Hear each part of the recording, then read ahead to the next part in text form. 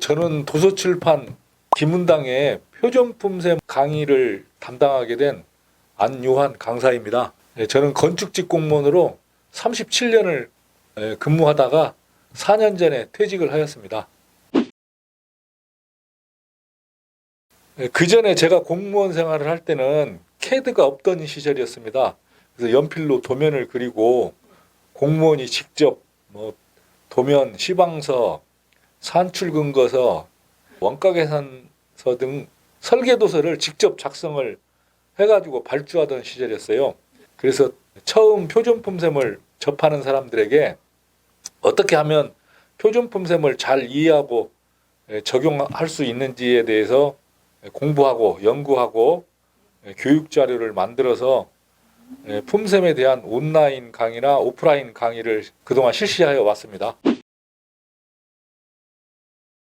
표준품셈이라는 것은 정부 이제 공공기관에서 시행하는 건설공사의 이제 적정한 공사비를 산정하는 기준입니다. 그래서 국토교통부에서 매년 발행되는 이제 자료인데요. 표준품셈을 이제 이용해서 수량을 산출하는 적산이 있고요. 그다음에 공사비를 산정하는 이제 견적이라는 게 있는데요. 이거에 대한 기준서입니다. 표준품셈 교육 실태를 보면 그 전공을 가르치는 고등학교나 대학교에서 이 품셈을 교육과정으로 적산이나 견적 분야를 이렇게 가르치는 곳이 매우 부족해요. 그래서 이제까지 이제 표준품셈에 대한 교육 관행은 학교를 졸업하고 직장에 취직해서 선배한테 이렇게 도제교육이라고 그러죠. 1대1로 배우는 이제 그런 과정을 거치고 있는데요. 이제 그래서 현장에 발령이나 취직을 해서 좋은 선배를 만나야 이제 배우는 거고, 그런 선배를 못 만나면은 이제 교육 받을 기회조차 없는 거죠. 그래서 이제 막 사회에 진출한 새내기 기술직들이 좀 품셈이라는 장벽을 좀 뚫기가 어렵다고 보겠습니다. 이제 그 정부 등 공공기관에서 시행하는 이제 건설공사가 있는데, 어느 기관이나 똑같은 건물을 짓는다면 그 공사비가 비슷하게 나와야지 서로 막 들쑥날쑥 나오면 안 되잖아요. 그래서 일단 정부의 기준이 되는 게 품셈입니다. 그리고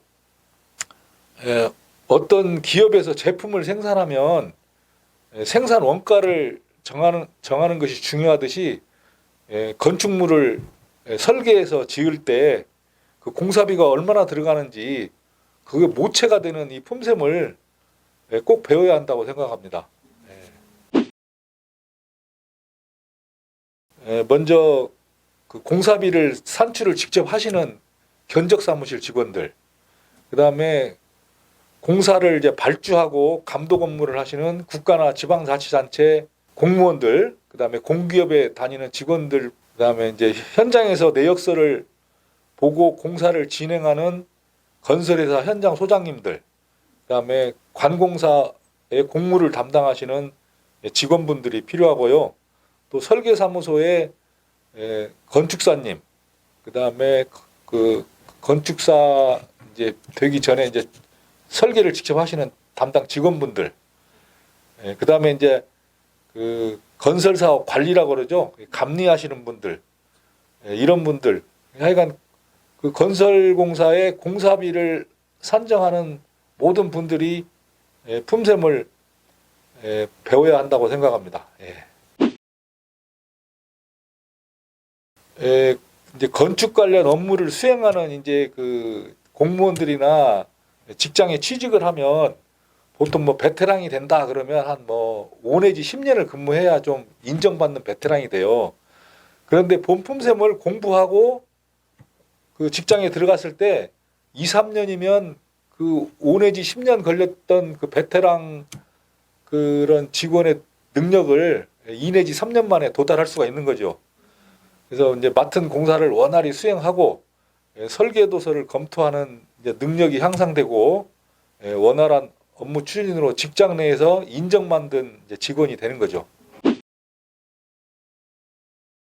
제가 이제 품샘을 이제 가르치려고 이제 처음에 이제 연구를 했는데, 그래서 우선은 이제 그 교재를 짜는 걸 품샘 원문, 국토교통부에서 나온 품샘 원문은 당연히 있어야죠. 그래서 그걸 단원별로 실어 놓고 거기에 이제 알아두기라고 그래서 원문을 이제 보는데 그 용어나 이렇게 이해하기 어려운 부분, 그다음에 공법의 종류, 그다음에 이제 그 시공 순서, 관련 법령 이런 것들을 알아두기로 해놨고요. 그다음에 수량 산출, 공정별로 수량 산출은 어떻게 해야 하는지, 그다음에 이제 수행 평가로 실제 한번 1위대 카페를 만들어 보는 거예요. 그런 걸 해봤고, 그다음에 이제 사진을 많이 자료를 실었어요. 그래서 사진을 보면 아 이게 어떤 공정이구나 하고 이렇게 알 수 있도록 실무에 적용할 수 있도록 강의를 구성을 했습니다. 지금까지 이제 품샘을 교육과정으로 가르치는 곳이 없었습니다.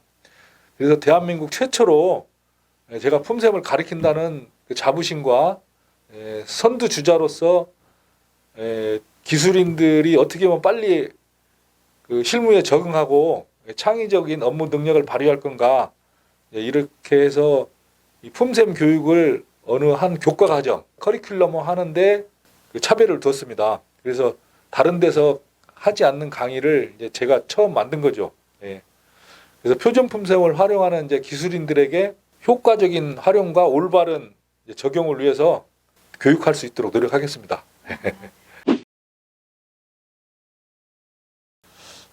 품샘은 이제 뭐 이게 한번 영원히 있는 게 아니고 해마다 이렇게 바뀌는 부분이 한 20, 30%씩 돼요. 그래서 예를 들어서 3년 동안 품샘을 관심이 없었다 그러면 거의 절반 이상이 바뀌었다고 보시면 돼요. 그러니까 그 업무를 보시던 분들도 수시로 품샘을 한 번씩 이렇게 봐주는 게 좋거든요. 그래서 처음부터 체계적으로 공부를 해주시는 게 좋겠습니다. 이제 품샘 강의를 저한테 듣는데요.